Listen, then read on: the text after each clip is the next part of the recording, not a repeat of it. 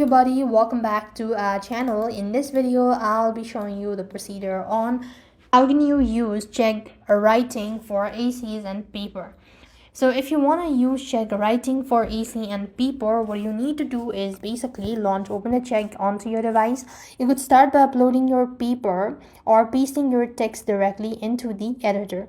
You could use a scan tool to compare your paper against billions of sources. It will flag any unintentional matches and suggestions where you might need a citations. And the AI scanner identifies spelling, punctuations, and sentence structure issues. It provides suggestions to improve clarity and flow as well. You could use citations or generate to create a bibliographies and in-text citations in MLA or an APA format as well, and you could search for the sources by URL, title, or ISBN to automate the formatting as well. So this is how you will be able to use Chegg Writing for ACs and paper.